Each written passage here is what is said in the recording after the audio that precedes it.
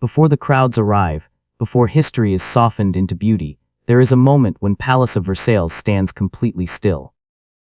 In that silence, the palace no longer looks like a masterpiece. It looks like a warning. This was not built to inspire. It was built to control. Every corridor was measured to slow you down.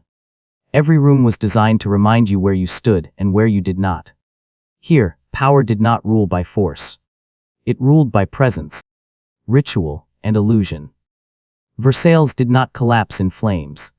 It collapsed because it believed it could never fall. And what remains today is not just stone and gold, but the evidence of a system that mistook permanence for survival. Before the sun rises over the plains west of Paris, the stones of Palace of Versailles appear stripped of spectacle.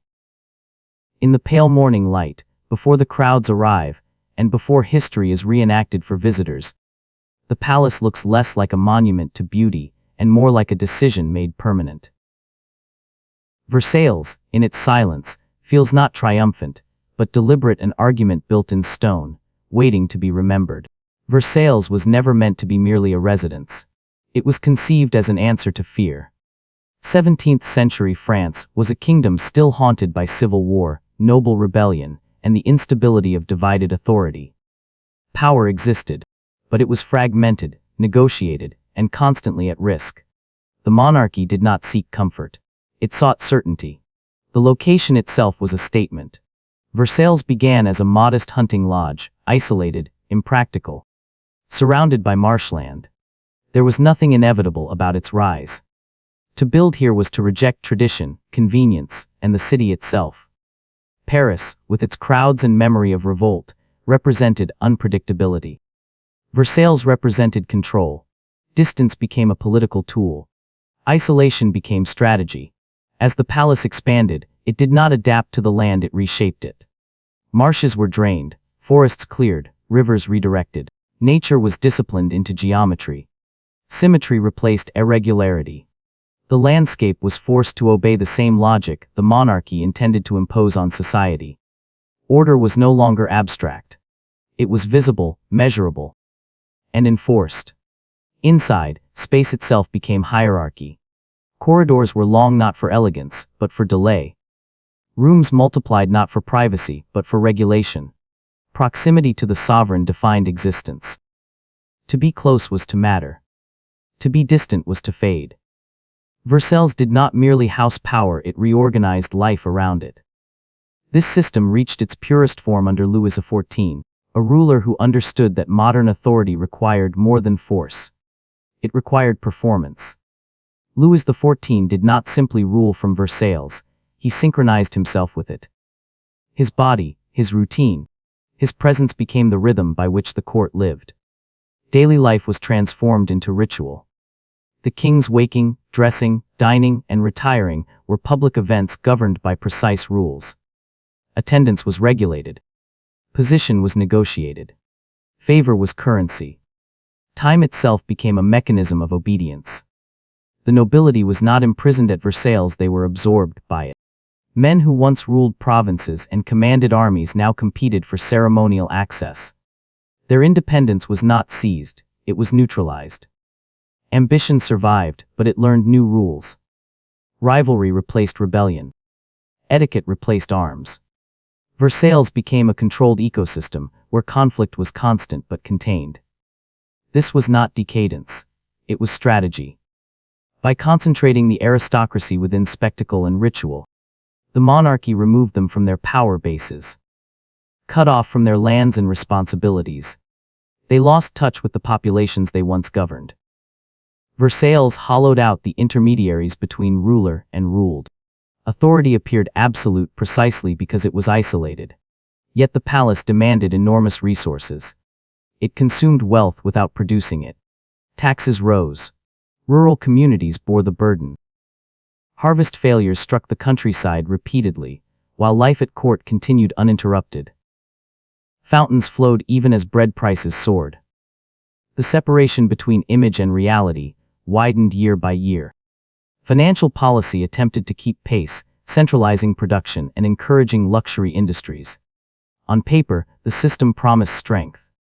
In practice, It concentrated benefit at the top while exposing the majority to volatility.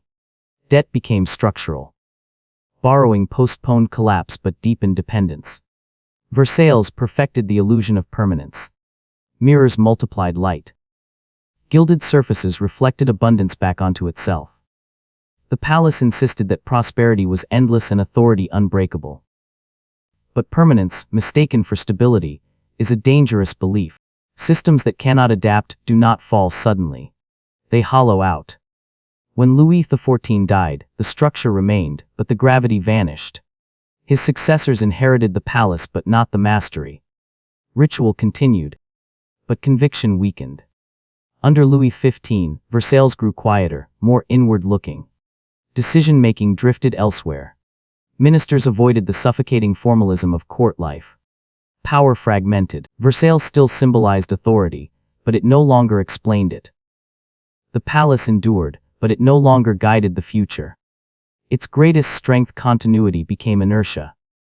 Problems were recognized but deferred. Reform was discussed but delayed. Tradition replaced urgency.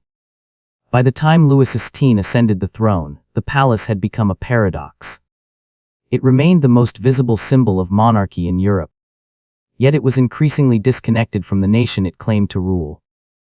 Economic strain deepened. Social divisions hardened. Confidence eroded.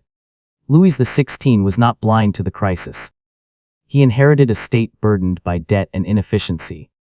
But Versailles was poorly suited to confrontation with reality. Its culture rewarded caution over clarity, consensus over decision. Every attempt at reform collided with entrenched privilege.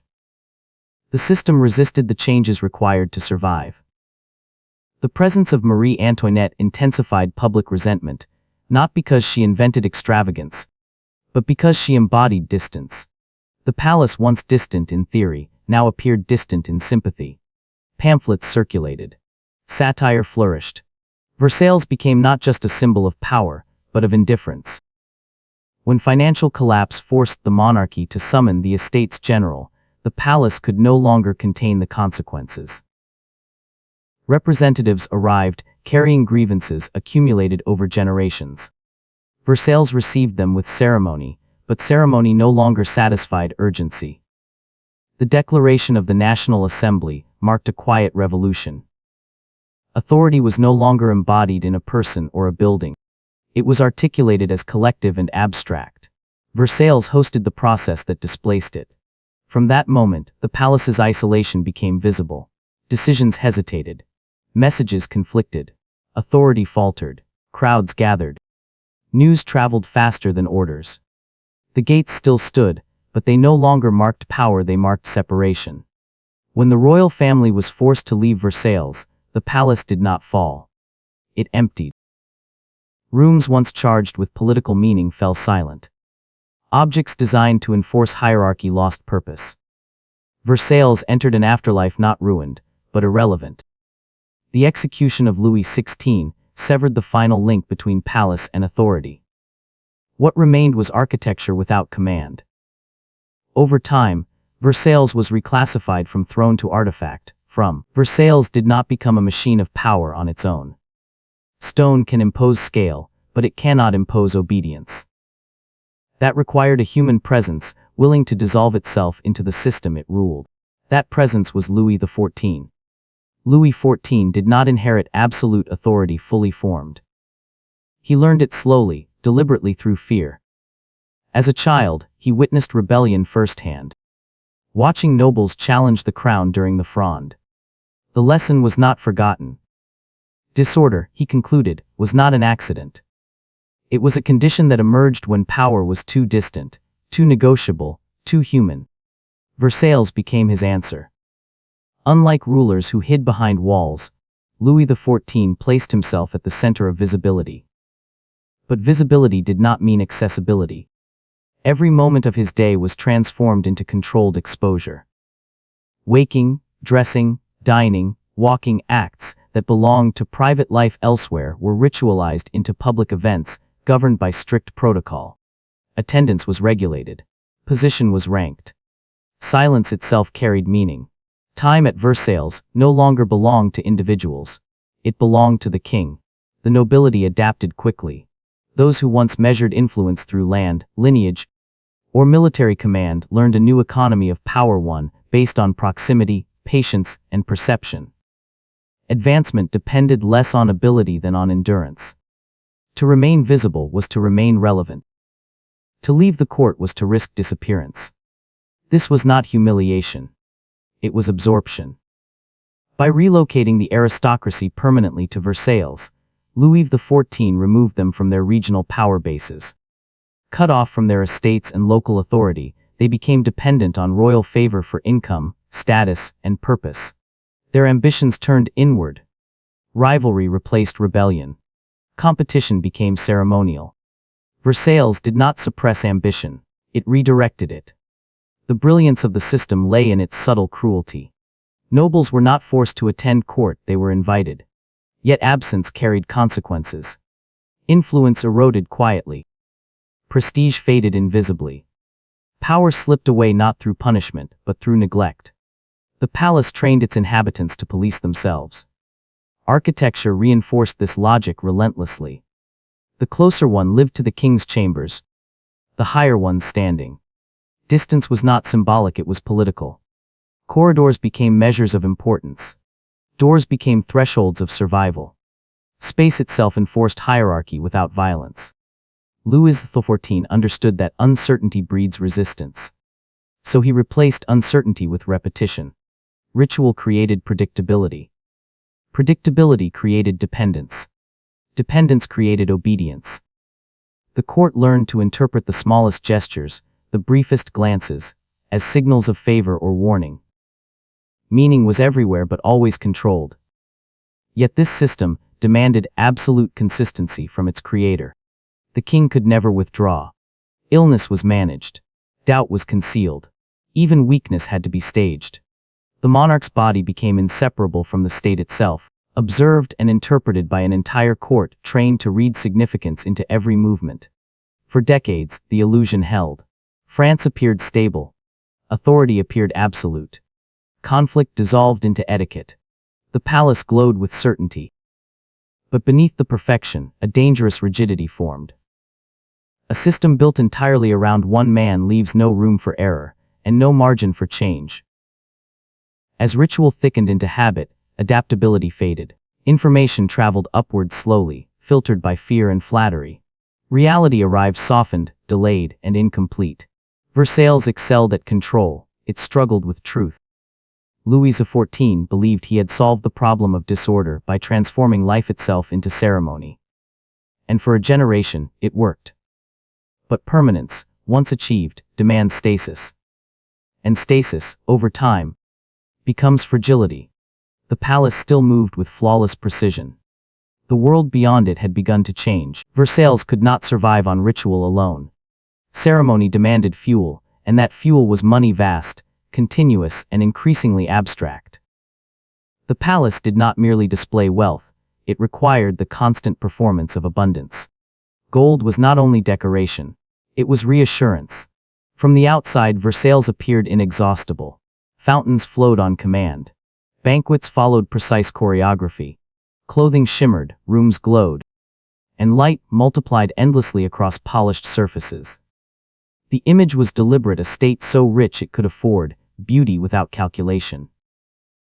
Yet behind this appearance stood a financial system under growing strain. Sustained by confidence rather than balance. The crown's economic philosophy centered on control.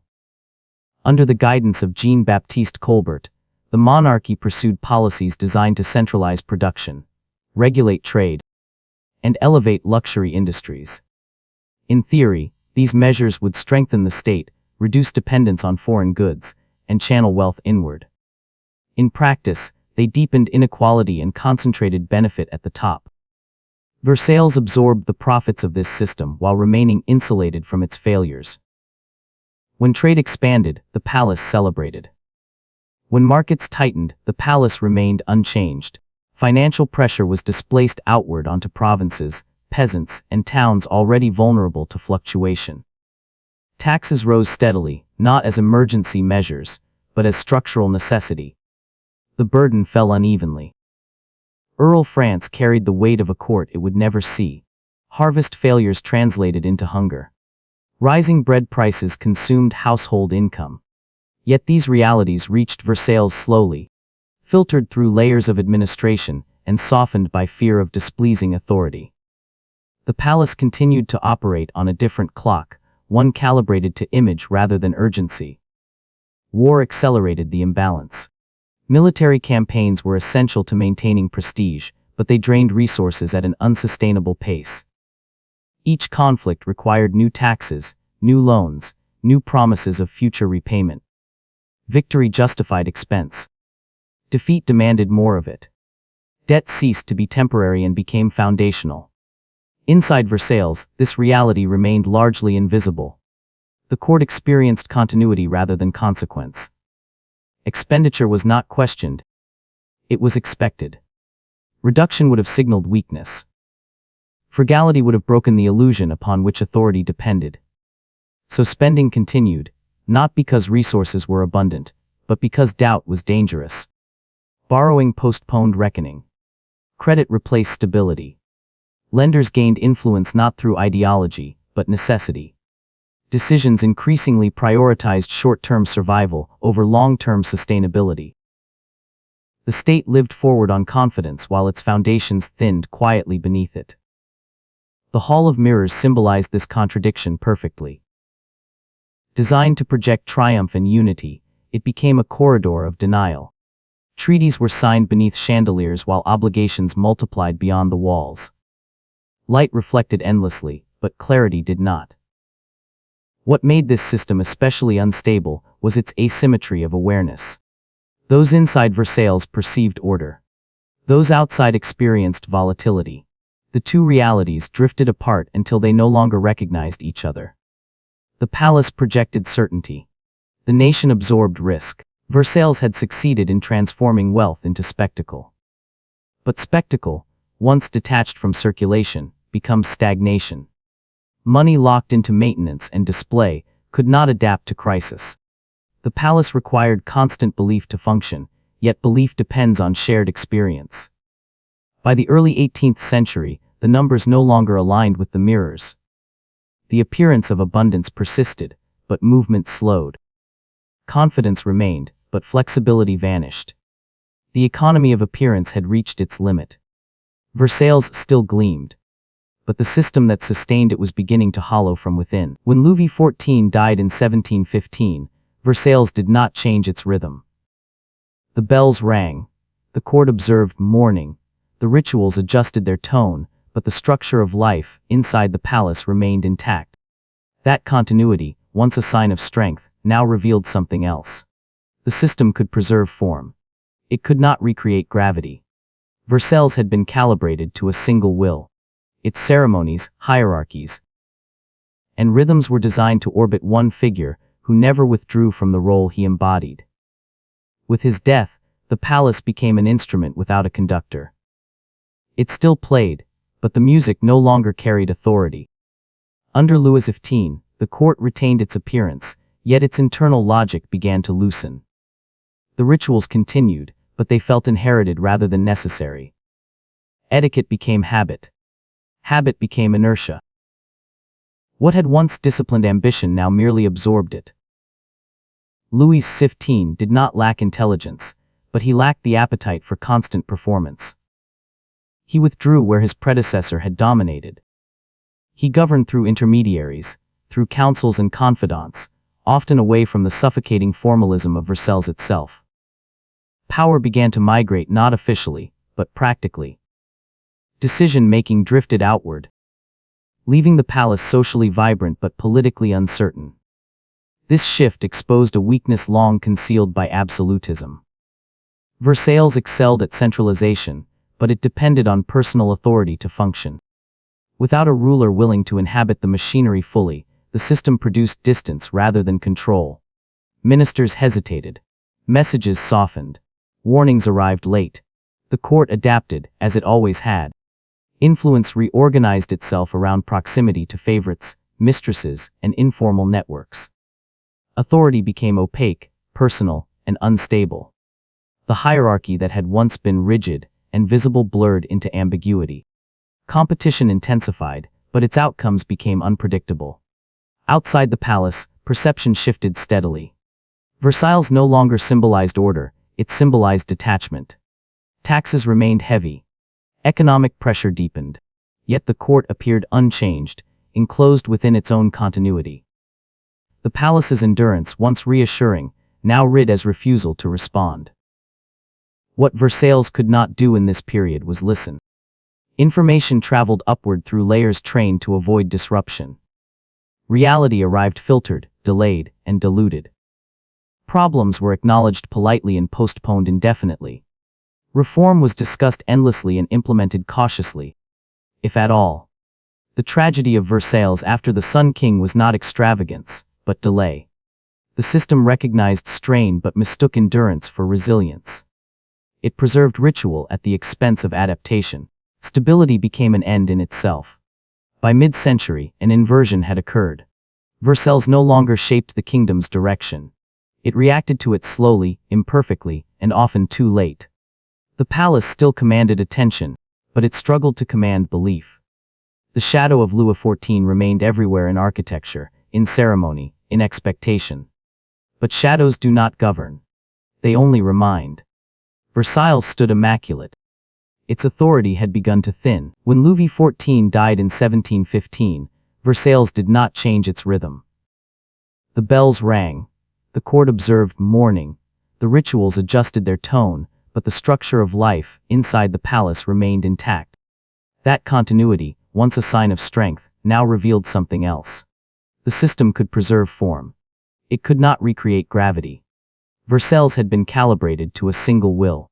Its ceremonies, hierarchies, and rhythms were designed to orbit one figure who never withdrew from the role he embodied. With his death, the palace became an instrument without a conductor. It still played, but the music no longer carried authority. Under Louis XV, the court retained its appearance, yet its internal logic began to loosen. The rituals continued, but they felt inherited rather than necessary. Etiquette became habit. Habit became inertia. What had once disciplined ambition now merely absorbed it. Louis XV did not lack intelligence, but he lacked the appetite for constant performance. He withdrew where his predecessor had dominated. He governed through intermediaries, through counsels and confidants, often away from the suffocating formalism of Versailles itself. Power began to migrate not officially, but practically. Decision-making drifted outward, leaving the palace socially vibrant but politically uncertain. This shift exposed a weakness long concealed by absolutism. Versailles excelled at centralization, but it depended on personal authority to function. Without a ruler willing to inhabit the machinery fully, the system produced distance rather than control. Ministers hesitated. Messages softened. Warnings arrived late. The court adapted, as it always had. Influence reorganized itself around proximity to favorites, mistresses, and informal networks. Authority became opaque, personal, and unstable. The hierarchy that had once been rigid and visible blurred into ambiguity. Competition intensified, but its outcomes became unpredictable. Outside the palace, perception shifted steadily. Versailles no longer symbolized order, it symbolized detachment. Taxes remained heavy. Economic pressure deepened. Yet the court appeared unchanged, enclosed within its own continuity. The palace's endurance, once reassuring, now rid as refusal to respond. What Versailles could not do in this period was listen. Information traveled upward through layers trained to avoid disruption. Reality arrived filtered, delayed, and diluted. Problems were acknowledged politely and postponed indefinitely. Reform was discussed endlessly and implemented cautiously, if at all. The tragedy of Versailles after the Sun King was not extravagance, but delay. The system recognized strain but mistook endurance for resilience. It preserved ritual at the expense of adaptation. Stability became an end in itself. By mid-century, an inversion had occurred. Versailles no longer shaped the kingdom's direction. It reacted to it slowly, imperfectly, and often too late. The palace still commanded attention, but it struggled to command belief. The shadow of Louis XIV remained everywhere in architecture, in ceremony, in expectation. But shadows do not govern. They only remind. Versailles stood immaculate. Its authority had begun to thin. By the time Louis XVI ascended the throne, Versailles had become a monument to continuity rather than command. The palace still functioned with precision, its rituals unbroken, its spaces immaculately preserved. Yet beneath that surface, the relationship between the court and the country had frayed beyond recognition. Authority remained visible, but trust had dissolved. Louis XVI inherited a kingdom burdened by structural debt, administrative inefficiency, and deep social inequality. He did not ignore these realities. Advisors warned of insolvency. Ministers proposed reform. But Versailles was a poor environment for urgency. Its culture rewarded caution, consensus, and delay. Every proposal collided with privilege, tradition, and fear of destabilizing the image of authority. The court lived by rhythms untouched by scarcity. Seasons passed. Ceremonies continued. While harvest failures drove up bread prices across France, life inside the palace remained insulated. Distance, once strategic, now appeared indifferent. The palace no longer seemed elevated above suffering, it seemed unaware of it. The presence of Marie Antoinette sharpened this perception. She did not create the extravagance of Versailles, she inherited it. But her foreign origins and preference for private retreats made her an ideal symbol for public resentment. The court had always been distant. Now it appeared personal. Public perception hardened into narrative. Pamphlets circulated freely, turning rumor into conviction. Satire flourished, portraying the palace as wasteful, decadent, and detached. Every renovation, every celebration, every silence fed the same conclusion: Versailles no longer understood the country it claimed to rule. Inside the palace, awareness of crisis coexisted with paralysis. Reform required confronting privilege, yet privilege defined the court. Ministers came and went. Plans were announced and abandoned. The monarchy struggled to impose change without undermining the authority it still depended upon. Versailles had trained its elites to preserve the system, not transform it. What had once been a disciplined hierarchy became a field of resistance. Nobles defended exemptions. Institutions guarded autonomy. The palace absorbed conflict but produced little resolution. Debate replaced decision. Delay replaced action. Outside the gates, patience thinned. Loyalty, once assumed, now required explanation. The monarchy's silence on hardship was interpreted as contempt. The continuity of court life became evidence of indifference. Versailles had not caused the crisis alone. But it had concentrated its symbols, amplified its contradictions, and made its failures impossible to ignore. Its visibility, once its greatest strength, now worked against it. The court still gathered. The country was no longer listening. The collapse of Versailles did not begin with violence. It began with procedure. In 1789, facing financial paralysis and political deadlock, the monarchy summoned the Estates General for the first time in more than a century. The decision was intended to restore order. Instead, it revealed how completely authority had drifted beyond the palace walls. Versailles was chosen once more as the stage. Deputies arrived carrying grievances accumulated over generations, records of hunger, inequality, and neglect. The palace received them with ceremony, lodging, and regulation. But the language of ritual no longer matched the urgency of reality. The setting itself felt out of time. What followed was not a rebellion, but a redefinition. When representatives of the Third Estate declared themselves the National Assembly, they did not seize power through force. They named it. Authority, once embodied in the king and concentrated in architecture, was recast as collective and abstract. Versailles hosted the moment of its own displacement. Inside the royal apartments, hesitation hardened into confusion. Advisors disagreed. Messages contradicted one another. Decisions were delayed, revised, and withdrawn. The palace that had perfected choreography struggled with unpredictability. Each attempt to reassert control arrived too late, or appeared too calculated, deepening mistrust rather than restoring confidence. Outside, momentum replaced permission. Crowds gathered. News traveled faster than orders. The symbolism of Versailles, once distant and untouchable, became immediate and contested. The gates still stood, but they no longer marked the boundary of power. They marked its isolation. When unrest in Paris escalated into open violence, the shock was not that order had broken down, but that the palace could not restore it. Authority no longer responded to ceremony, it responded to urgency, and Versailles had lost its ability to move quickly. Compromise satisfied no one. Firmness appeared threatening. Indecision appeared weak. Each gesture confirmed the sense that the monarchy no longer understood the forces it had unleashed. The palace, designed to anchor the state, had become a liability, too large, too slow, too symbolic to adapt. The retreat from Versailles began quietly. It was not framed as defeat, but as necessity. Yet everyone understood its meaning.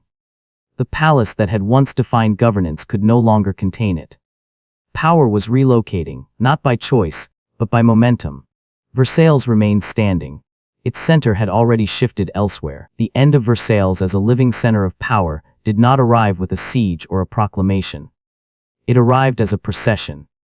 In October 1789, crowds moved from Paris toward the palace, carrying hunger, anger, and the certainty that distance no longer protected authority. The journey itself was symbolic. Power was no longer distant. It was being confronted directly, on foot, by those it had failed to hear. When the royal family was compelled to leave Versailles and relocate to Tuileries Palace, the meaning was unmistakable. This was not merely a change of residence. It was the collapse of a worldview. Versailles had been built to elevate governance above immediacy, to separate ruler from ruled through scale, ritual, and distance. Now proximity replaced insulation. The monarchy was no longer untouchable. It was observable, accountable, and exposed. The palace itself entered a strange suspension. Deprived of its court, Versailles became an artifact almost overnight. Rooms once charged with political consequence turned static. Objects designed to enforce hierarchy, chairs, doors, thresholds, lost their function. The palace did not decay immediately, it froze. Grandeur persisted, but relevance evaporated. Revolutionary authorities debated its fate with unease. Versailles was too vast to ignore, too symbolically charged to destroy without consequence.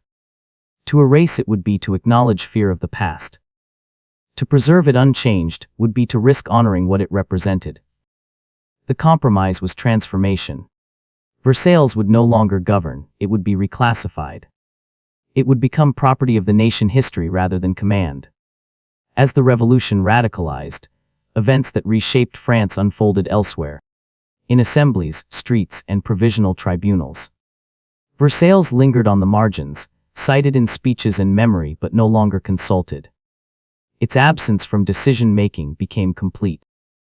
The palace, that had once disciplined the political imagination, now served only as a reminder of what had been rejected. The execution of Louis XVI severed the final living link between the palace and authority. What had once been inseparable, the monarch and Versailles, was now irreversibly divided. The architecture designed to eternalize monarchy stood intact, yet emptied of the principle that had given it meaning. In the years that followed, Versailles was repurposed, neglected, and reconsidered. Furniture was sold. Art was dispersed. Some spaces were adapted for administrative use, others were left untouched, as if the palace itself resisted transformation. It survived not because it was useful, but because it was unavoidable. It could not be forgotten, even as it ceased to function. The revolution dismantled a system, but it did not resolve the question Versailles posed. What should be done with a monument built to embody inequality, once that inequality has been rejected? How does a society preserve history without preserving its authority? Versailles offered no answers. It stood as evidence, massive, articulate, and silent, of a political order that had perfected control and failed to survive change. Its survival into the modern era was not a victory of monarchy, but a testament to memory's complexity. The palace remained. The power had already moved on. Versailles did not vanish when monarchy fell. It endured physically untouched, politically emptied, ideologically unresolved. In the decades that followed the revolution, France would change its form again and again. Empires rose. Monarchies returned. Republics replaced them. Through each transformation, Versailles remained, a constant presence that every new regime had to confront, reinterpret, or deliberately avoid. For Napoleon Bonaparte, the palace was an inheritance too heavy to claim. He understood its scale, admired its discipline, but recognized its danger.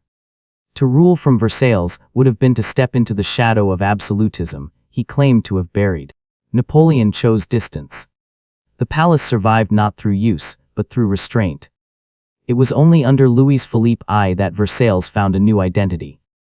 Stripped of its role as a seat of command, it was transformed into a museum to all the glories of France. Kings, generals, revolutionaries, and citizens were gathered into a single narrative space. Power was flattened into memory. Authority became exhibition. Yet Versailles never became neutral. Its architecture still spoke a language of dominance that no label could erase. Visitors walked corridors designed to choreograph obedience, now free to wander without permission. Mirrors once meant to multiply royal presence reflected ordinary faces. The palace had lost command, but it retained its capacity to unsettle.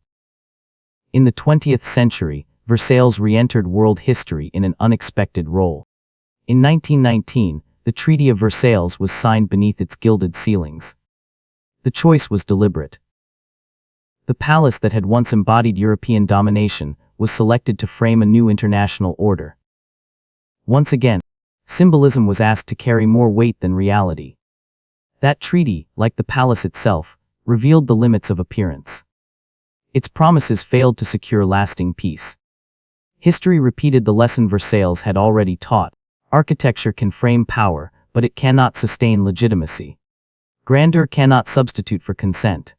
Today, Versailles stands meticulously restored, visited by millions each year. It is admired, photographed, consumed as heritage.